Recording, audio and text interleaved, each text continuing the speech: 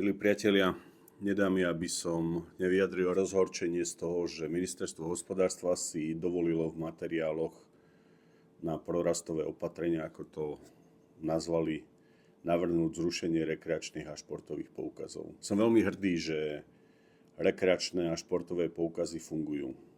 V skratke, máte možnosť za 500 eur absolvovať dovolenku, 275 eur vám dá zamestnávateľ, 225 eur dávate vy, z toho sa neplatia odvody dane, prídete do hotela, vystavia vám faktúru na zamestnávateľa, tento musí preplatiť, celé to má v nákladoch a samozrejme každému človeku to pomôže pri rekreácii. Je mi ľúto, že sú to len veľké firmy na 48 zamestnancov, ale mal som už pokus to zaviesť aj pre menšie firmy, no nevyšlo. Čo ma však mrzí, mnohí ľudia nepoznajú športový poukaz, ktorý funguje takisto. Ak máte maloleté dieťa do 18 rokov, vystaví športový klub faktúru, zamestnávateľ to musí preplatiť a samozrejme vy k tomu takisto prispievate sumou 225 eur.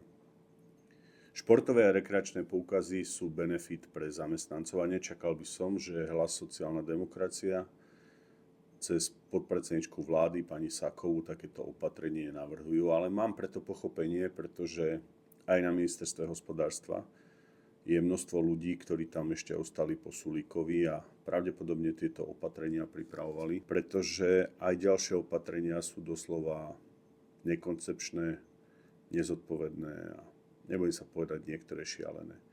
Ak chceme pomôcť ekonomike, musíme znižovať dane, musíme dávať viac peňazí ľuďom, aby sa zdvihla spotreba.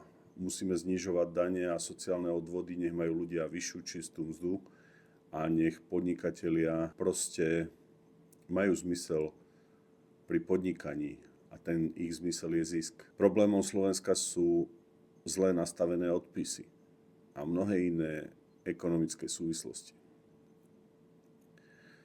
Nechcel som reagovať, kým nebude zajtrajšia koaličná rada, ale ak tam opäť bude konflikt, tak sa nečudujte, pretože tak ako ma nahnevalo to, že na Ukrajine je ešte konflikt a idú s nimi v Európskej únii rokovať bez toho, aby tento konflikt bol ukončený, ešte im dokonca ponúkajú nejaké zvýhodnené členstvo pri rokovacom stole, tak pre mňa rekreačné a športové poukazy sú hranicou, pretože ťažko sa rodili, ľuďom pomáhajú a musím v mene Slovenskej národnej strany povedať aj verejné nie. Neviem, ako si pani ministerka hospodárstva predstavuje nastavenie ekonomiky, pokiaľ jej zajtra s výhradami povieme svoje pripomienky, ale jednu vec viem určite. Slovenská národná strana vždy ľuďom pomáhala.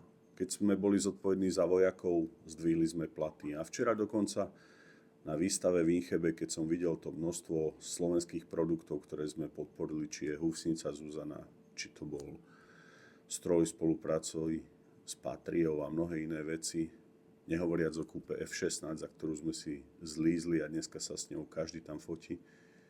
Vždy sme boli zodpovední. A práve oblasť cestovného ruchu a športu za tieto roky je výsledkom aj práce Slovenskej národnej strany. Nehovoriac o fonde na podporu športu a mnohé iné veci.